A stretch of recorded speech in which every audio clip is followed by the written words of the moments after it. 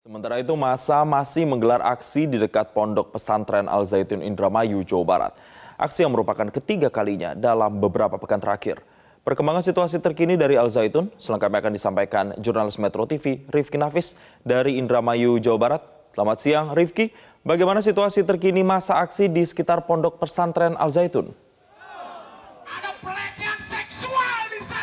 Ya, selamat siang Jason dan juga pemirsa. Memang betul sekali saat ini kami melaporkan dari Pondok Pesantren Al Zaitun Indramayu, di mana dapat kita lihat secara bersama memang saat ini massa dari ASRI ataupun Aliansi Santri dan Rakyat Indramayu ataupun Indonesia tengah berkumpul untuk menunjukkan aspirasinya ataupun berunjuk rasa dengan tuntutan yang paling utamanya adalah untuk menangkap dan juga mengadili Panji Gumilang, yaitu pimpinan dari Pondok Pesantren Al Zaitun Indramayu. Massa sendiri memang sudah datang sejak pukul sekitar 13.50 dan artinya saat ini sudah berjalan sekitar 1 jam lamanya demonstrasi, yang mana memang masih mencoba untuk bernegosiasi untuk dapat datang di hadapan gerbang Pondok Pesantren Al Zaitun Indramayu, karena saat ini pihak dari demonstrasi sendiri masih berhadapan dengan pihak kepolisian yang menahan mereka untuk tidak terlalu dekat dengan gerbang Pondok Pesantren Al Zaitun.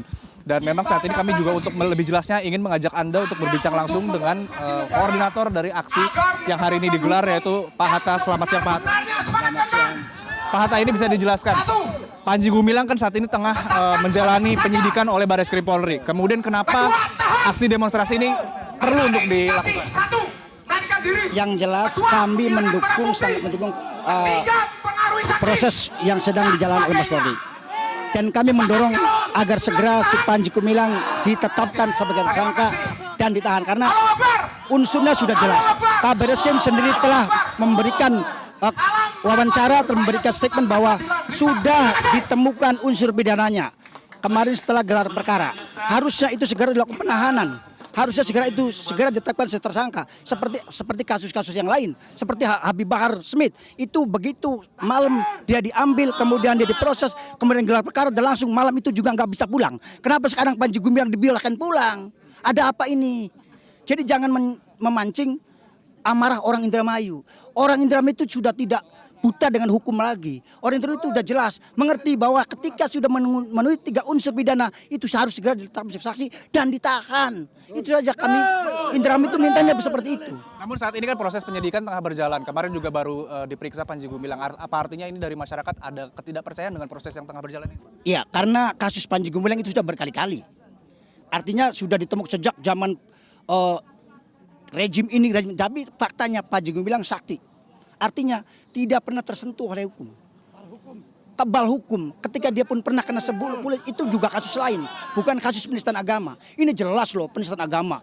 Kami sangat tersakiti umat muslim seluruh dunia, bukan Indonesia lagi. Gitu.